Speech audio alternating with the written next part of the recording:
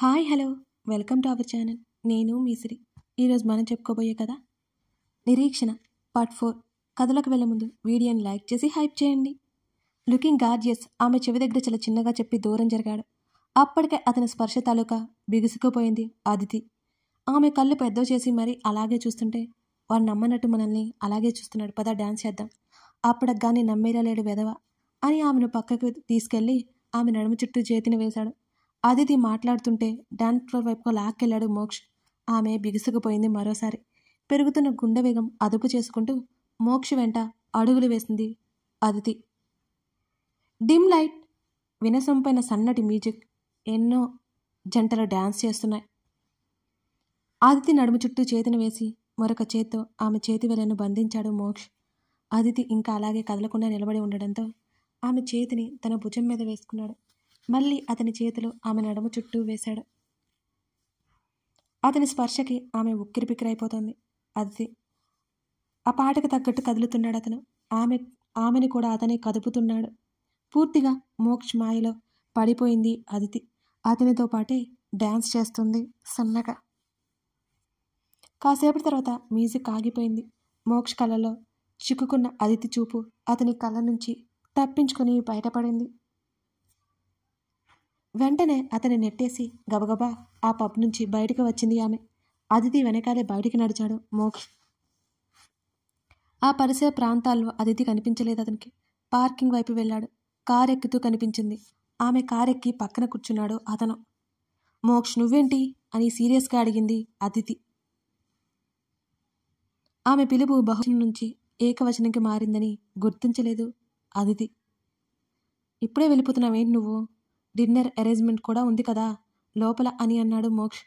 నాకిక్కడ ఉండాలి అని లేదు మోక్ష్, నేను ఇంటికి వెళ్ళాలి కోపంగా చెప్పింది అదితి. సరే, నన్ను మా ఇంటి దగ్గర డ్రాప్ చేసి నువ్వు వెళ్ళిపో. నాకు చీకట్లో ఒంటరిగా వెళ్ళాలి అంటే భయం అని అంటున్న మోక్షని పెద్ద పెద్ద కళ్ళతో కోపంగా చూసింది ఆమె. ప్లీజ్ అదితి, బ్రతిమాలాడు. మౌనంగా కార్ స్టార్ట్ చేసింది ఆమె. కన్నార్పకుండా ఆమెనే చూస్తూ ఉన్నాడు. ఇబ్బందిగా అనిపించింది ఆమెకి. మోక్ష్, చెప్పు. ఏం చూస్తున్నావు నువ్వు అని అడిగింది. మచ్చలేని చందమామని. వాట్? అదే మూన్ని చూస్తున్నా. అబద్ధాలు చెప్పకు అని చిరుకోపంగా అంది. అదితి, కారాపు అని గట్టిగా అరిచాడు మోక్ష్. సడన్గా బ్రేక్ వేసింది ఆమె. ఏమైంది అతని వైపు చూస్తూ అడిగింది. చెప్తాన్రా. కార్ కీస్ తీసి జోబులో వేసుకున్నాడు మోక్ష్. ఏయ్, ఏం చేస్తున్నావు? ఆమె కంగారుగా అడిగింది అతన్ని. రా, కార్ దిగి కాస్త దూరంలో ఉన్న బెంచి మీద కూర్చున్నాడు. తప్పక అతని దగ్గరికి నడిచింది అదితి. మోక్ష్, కార్ కీస్ ఇవ్వు అని చేతులు ముందుకు చాపింది ఆమె. పొడవాటి వేళ్లతో తెల్లగా మెరిసిపోతున్న ఆమె చేతిని పట్టుకుని లాగి పక్కన కూర్చోబెట్టాడు. మోక్ష్ కోపంగా చేతిని వెనక్కి లాక్కుంది Aditi. Aditi, I love you. ఆమె కళ్ళల్లోకి చూశాడు మోక్ష్. అతని నుండి ప్రపోజల్ ఏమాత్రం ఊహించని అదితి ఆశ్చర్యంతో కళ్ళు పెద్దవి చేసి మరీ చూస్తూ కూర్చుండిపోయింది. నీకు కూడా నేనంటే ఇష్టమే కదా అని అడిగాడు మోక్ష్. ఇష్టమే, కానీ నువ్వు అనుకునే ఇష్టమైతే కాదు. You are my friend. ఇంకా ఆశ్చర్యం నుంచి తేరుకోలేదు అదితి అతను చెప్పింది విన్నాక. నో, నీ కళ్ళలో నా మీద కనిపించింది నాకు, నేను చూశాను అని అదితి చేతిని పట్టుకొని అన్నాడు Moksh. Moksh, are you mad? మనం పరిచయం జరిగి 4 రోజులు కూడా కాలేదు, కనీసం 1 వారం కూడా కాలేదు. అప్పుడే ప్రేమ అంటావేంటి నువ్వు అని అయోమయంగా అడిగింది ఆమె. అదితి, అదంతా నాకు తెలీదు. ఐ లవ్ యూ అంతే అని అన్నాడు మోక్ష్. అతని చెంప మీద కొట్టింది. మాటలు లేవు మోక్షకి. ఇంకోసారి నన్ను కలవాలని చూడడం కానీ మాట్లాడాలని చూడడం కానీ చేయకు అని అతని జోబులో ఉన్న కార్ కీస్ తీసుకుని కారు దగ్గరికి నడిచింది ఆమె. అప్పుడే ఒక్కొక్క చినుకు నేలను తాకుతోంది. అదితి కార్ స్టార్ట్ చేసింది. వాన జల్లు పెద్దదైంది. ఆ జల్లు జడివానిలా మారిపోయింది. ఆ వానలో తడుస్తూ కూర్చున్నాడు మోక్ష్. సరిగ్గా 1 వారం రోజుల తర్వాత అదితి వాళ్ళ నాయనమ్మ శకుంతల పిలిచింది మనవరాల్ని. ఏంటి నానమ్మా? వాళ్ళ నానమ్మ పక్కన కూర్చుంది ఆమె. 1 వారం రోజుల నుంచి చూస్తున్నాను, దిగాలుగా కనబడుతున్నా. ఏంటి ఏమైంది తల్లి అని అడిగింది శకుంతల. అదేం లేదు నానమ్మ, బోర్ కొడుతుంది అని అంతే అని బదిలిచ్చింది అదితి. రోజు సంగీతం క్లాస్కి వెళ్తున్నా కదా తల్లి, ఇంకేమైంది?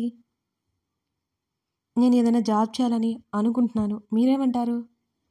వాళ్ళ తాతయ్య విశ్వనాథ్ వైపు చూసింది ఆమె. నీ ఇష్టం అదితి, నువ్వు హ్యాపీగా ఉండడమే కావాలి నాకు. నీతో ఒక ముఖ్యమైన విషయం మాట్లాడాలి అని అన్నాడు విశ్వనాథ్. ఏంటి తాతయ్య అది అని అడిగింది అదితి. నీ పెళ్లి గురించి అదితి అని విశ్వనాథ్ అనగానే ఆకైపోయింది.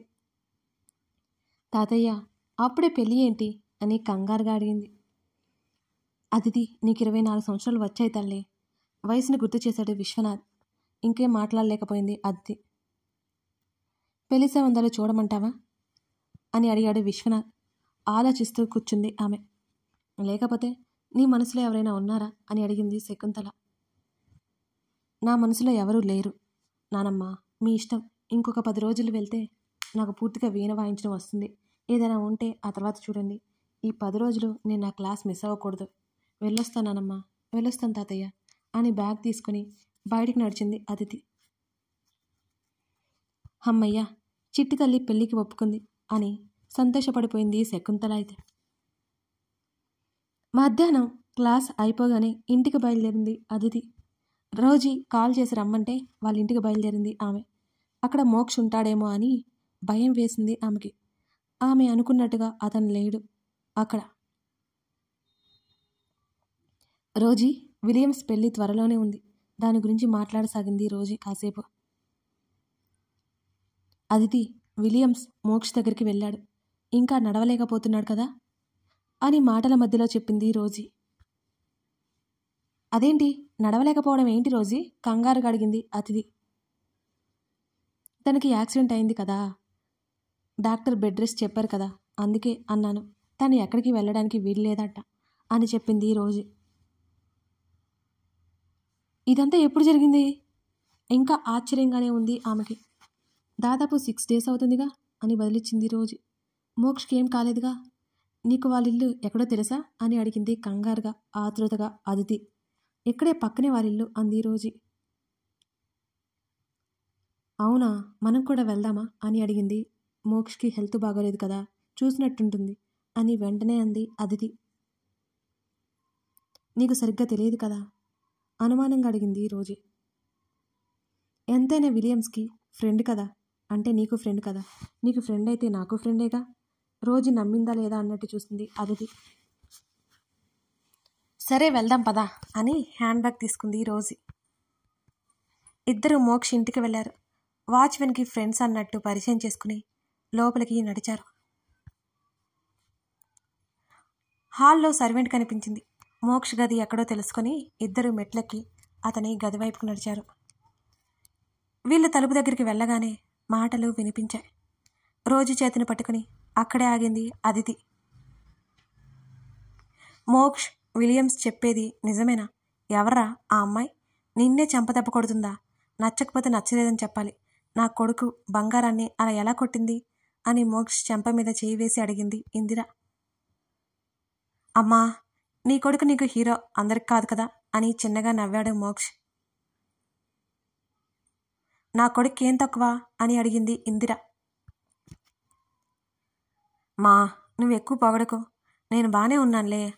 ఆ అమ్మాయి కోసం ఏడుస్తూ కూర్చుంటాను అనుకుంటున్నావా ఏంటి అని అడిగాడు చిరుకోపంగా తల్లిని చూస్తూ. ఇదేంటి నాన్న మరి అని మోక్ష్ మొబైల్లో ఉన్న అదితి పిక్ చూపించింది ఆవిడ.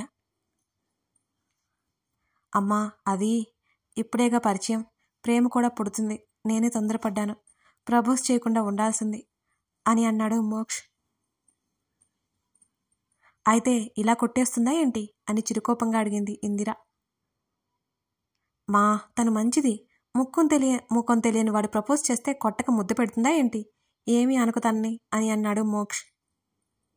అబ్బో, నీ లవర్ నీకు గొప్పేలే కావచ్చు, నా కొడుకు కూడా నాకు గొప్పే. సరే రెస్ట్ తీసుకో, నేను సీమా ఆంటీ ఇంటికి పిలుస్తుంది, అక్కడికి వెళ్తున్నాను అని పైకి లేచింది ఇందిర. లోపలికి రావచ్చా? అదితి గొంతు విని ఆశ్చర్యంగా తలుపు వైపు చూశాడు మోక్ష్. అక్కడ అదితిని చూసి షాక్ అయింది ఇందిర. అలాగే అన్నట్టు తల ఊపింది ఇందిర. వెంటనే వాళ్ళ మాటలు వింటూ లోపలికి వచ్చింది అదితి. సంతోషంతో మోక్ష కళ్ళు మెరిశాయి. తనే కదా అన్నట్టు కొడుకు వైపు చూసింది ఇందిర. అవునన్నట్టు తల ఊపుతూ నిలువుగా తల ఊపాడు మోక్ష్. ఇదిగో అమ్మాయి, నువ్వు మా అబ్బాయిని కొట్టావా అని నడుము మీద ఒక చేతిని పెట్టుకుని అడిగింది ఇందిర. ఇందిర మాటలు వినగానే బిక్కమొహం వేసుకుంది అదితి. తల పట్టుకున్నాడు మోక్ష్ తల్లి మాటలకి. అప్పటి వరకు మేటర్ను విన్న తర్వాత రోజుకి అర్థమైంది మోక్ష్ ప్రేమించేది అదితిని అని. అంటే ఆంటీ, నైట్ టైం కదా, అలా రోడ్డు మీద ప్రపోజ్ చేయగానే నాకు భయమేసి కొట్టాను అని గబగబా చెప్పేసింది అదితి. అవును కదా, వాడు చేసింది తప్పే, ఇంకోసారి అలా చేసుకోకు సరేనా అని ఇందిర అంటుంటే అలాగే అన్నట్టు బుద్ధిగా తల ఊపింది అదితి. అమ్మా, తన్ని భయపెట్టుకు అని అన్నాడు మోక్ష్. అదితి, భయపడ్డావా? నేనేదో సరదాగా మాట్లాడాను. మీరు మాట్లాడుకుంటుండండి, నేను ఈలోపు జ్యూస్ పంపిస్తాను. అదితి, ఏమనుకోకరా, నేను అర్జెంటుగా బయటికి వెళ్ళాలి. ఈసారి నువ్వు వచ్చినప్పుడు తప్పకుండా నీతోనే టైం స్పెండ్ చేస్తాను, సరేనా అని అదితి చెంప మీద చేయి వేసి అంది ఇందిర. ఇందిర మాటలు విన్న తర్వాత ప్రశాంతంగా అనిపించింది అదితికి. అలాగే ఆంటీ, మీరు హాయిగా వెళ్ళిరండి అని చిరునవ్వుతో అంది అదితి. రోజీ, ఎలా ఉన్నావు అని ఇంగ్లీష్లోనే అడిగింది ఇందిర. బాగున్నానంటీ అని ఆంగ్లంలోనే బదులిచ్చింది రోజీ. అందరికీ బై చెప్పి మోక్షని జాగ్రత్తగా ఉండమని మరీ చెప్పి వెళ్ళిపోయింది ఇందిర అక్కడి నుంచి. ఎలా ఉంది మోక్ష్? అతని దగ్గరికి వెళ్ళి అడిగింది అదితి. పర్లేదు, చిరునవ్వుతో బదులిచ్చాడు. అతని నుంచి ఏమాత్రం ఎక్స్పెక్ట్ చేయలేని అదితి మాత్రం షాక్ అయిపోయింది. మోక్ష్, ఆర్ యు ఓకే అని అడిగింది రోజీ. బాగున్నట్టు తల ఊపాడు. మీరు మాట్లాడుతూ ఉండండి, నేను ఇప్పుడే వస్తాను. ఫోన్ చెవిలో పెట్టుకుని బయటికి వెళ్ళిపోయింది రోజీ. మోక్ష్ పక్కనే బెడ్ మీద కూర్చుంది అదితి. చిరునవ్వు నవ్వాడు అతను. ఎలా జరిగింది అని అడుగుతూ అతన్ని చూసింది అదితి. బైక్ స్కిడ్ అయింది అని చెప్పాడు మోక్ష్. స్లోగా నడపాలి కదా ఆమె అడిగింది. నువ్వు వస్తావని ఎక్స్పెక్ట్ చేయలేదు. ఆమెనే చూశాడు మోక్ష్. చెప్పాను కదా, నువ్వు నా ఫ్రెండ్కి ఆరోగ్యం బాగోలేకపోతే విషయం తెలిసి కూడా వెళ్లకుండా ఉండే అమ్మాయిని కాదు నేను. ఇక రాకుండా ఎలా ఉంటాను చెప్పు. అంటే నేను నీ ఫ్రెండ్ మాత్రమేనా అని అడిగాడు. వేరే చెప్పాలా? నీ ప్రాబ్లం ఏంటో నాకు అర్థం కావడం లేదు అదితి. నాకు ఏ ప్రాబ్లం లేదు. నీ కళ్ళలో నా మీద ప్రేమ కనబడుతోంది ఆమె చేతిని పట్టుకుని చెప్పాడు మోక్ష్. మోక్ష్, ప్లీజ్, ప్రేమ లాంటి పదాలు మన మధ్య వద్దు, ఉండకూడదు. మన ఫ్రెండ్షిప్ చెడిపోవడం నాకు ఇష్టం లేదు. అతని చేతిలో ఉన్న తన చేతిని సున్నితంగా విడిపించి, వారం రోజుల స్నేహానికి నువ్వు ఇక్కడ వరకు వస్తావని నేను అనుకోవడం లేదు అని సూటిగా చూశాడు అతిథిని. ఎన్ని రోజులైతే ఏంటి, స్నేహం అంటే స్నేహమే కదా, ఏమాత్రం బెరుకు లేకుండా చెప్పింది ఆమె కూడా. నో అదితి, నువ్వు నన్ను ఇష్టపడుతున్నావు. అవును మోక్ష్, నేను నిన్ను ఇష్టపడుతున్నాను, కానీ నువ్వు అనుకునే ఇష్టం కాదు. ఆ విషయం నీకు కూడా తెలుసు. అదితి, ఆమె చెంప కిందగా చేతిని పోనిచ్చాడు మోక్ష్. వెంటనే మొహం తిప్పుకుంది. నీ కళ్ళలో ఉన్న ప్రేమ తెలిసిపోతుందనేనా ముఖం తిప్పుకున్నావు అని నవ్వుతూ అడిగాడు మోక్ష్. మోక్ష్ అంతకంటే ఆమె ఎక్కువ మాట్లాడనీయకుండా ఆమె పెదవుల మీద వేలిని ఉంచాడు అతను. సరే, నీకు నా మీద ఎటువంటి అభిప్రాయం లేదు, నాతో ట్రావెల్ చేయి, అభిప్రాయం వస్తుందేమో అని అడిగాడు ఆమె కళ్ళల్లోకి చూస్తూ. మోక్ష్, ప్రేమ ఏముంది ప్రేమలో గొప్పతనం? జీవితాంతం ఒకరి మీద ఒకరికి ప్రేమ ఉంటుంది అనేది అబద్ధం. మధ్యలో పోయే ప్రేమ నాకు అక్కర్లేదు అని గట్టిగా అరిచి చెప్పింది. నిన్ను మధ్యలో ఎందుకు వదిలేస్తాను అదితి అని అడిగాడు మోక్ష్. అయోమయంగా చూశాడు ఆమె వైపు అతను. మోక్ష్, ప్రేమ అనే టాపిక్ మన మధ్య వస్తే ఇదే ఆఖరుసారి మనం కలుసుకోవడం అని అనగానే ఆమె నుంచి వెక్కి జరిగాడు మోక్ష్. టేక్ కేర్ అని లేచి వెళ్ళిపోతున్న అదితి చేతిని పట్టుకున్నాడు. వెనక్కి తిరిగి అతని వైపు చూసింది. ఆమె చేతిని లాక్కుని అతని గుండె మీద పెట్టుకున్నాడు మోక్ష్. కథ కొనసాగుతోంది. మోక్ష్ ప్రేమ సిన్సియర్ అనే అనిపిస్తోంది. మరి అదితి అతని ప్రేమను ఒప్పుకుంటుందా? ఎలా వీళ్ళ లవ్ జర్నీ స్టార్ట్ అయింది, అసలు ఏం జరిగింది, ఇవన్నీ తెలియాలి అంటే ఈ కథను ఫాలో అవ్వాల్సిందే. ఈ కథ ఎలా ఉందో చెప్పడం మర్చిపోకండి ఫ్రెండ్స్. మీ అభిప్రాయాలు మనకి చాలా చాలా ముఖ్యమండి. అలాగే లైక్ చేసి హైప్ చేయడం మర్చిపోద్దండి. Thank you.